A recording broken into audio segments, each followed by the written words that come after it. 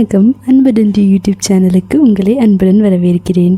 இன்றைக்கி நம்ம பருப்பு கறி எப்படி வைக்கிறதுன்னு பார்க்கலாம். இது அப்படியே கல்யாண வீட்டில் வைக்கிற பருப்பு கறி மாதிரியே இருக்கும். ரொம்ப சுவையாக இருக்கும். வாங்க எப்படி பண்ணுறதுன்னு பார்க்கலாம்.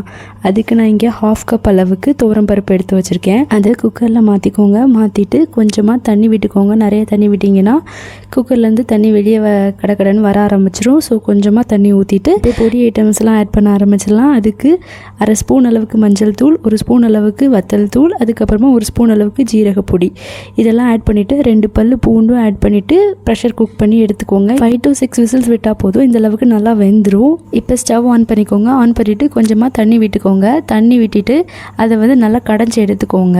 இப்போ நம்ம லாஸ்ட்டாக அதில் தாளிப்பு ஆட் பண்ணிக்கலாம். தாளிப்பு கரண்டி ஒன்று வச்சுக்கோங்க. அதில் கொஞ்சமாக நெய் ஊற்றிட்டு கடுகு போட்டுக்கோங்க. கடுகு நல்லா பொரிஞ்சதும் அதில் ஒரு வரமிளகா, அதுக்கப்புறம் கொஞ்சம் கருவேப்பிலை இதெல்லாம் போட்டு தாளித்து அது கூட சேர்த்துக்கோங்க.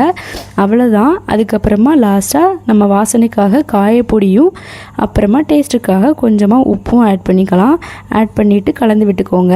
சாதத்து கூட நான் சர்வ் பண்ணுற மாதிரி சர்வ் பண்ணி பாருங்கள். ரொம்ப டேஸ்டியாக இருக்கும் சாதம். அது கூட கேரட் தோரன், அதுக்கப்புறமா மாங்காய் ஊறுகாவோட ரெசிபி வேணும்னா கேளுங்க. நான் நெக்ஸ்ட் வீடியோவை அப்லோட் பண்ணுறேன். இந்த மாங்காய் ஊறுகாவை அப்படியே எடுத்து இந்த பருப்புக்கு மேலே வச்சு சாப்பிட்டு பார்த்தீங்கன்னா அப்படியே அமிர்தமாக இருக்குங்க. ட்ரை பண்ணி பார்த்துட்டு எப்படி இருந்துச்சுன்னு சொல்லுங்கள். நிறைய பேர் சப்ஸ்கிரைப் பண்ணாமலே பார்க்குறீங்க. கண்டிப்பாக சப்ஸ்கிரைப் பண்ணிவிட்டு பாருங்கள். தேங்க்ஸ் ஃபார் வாட்சிங்.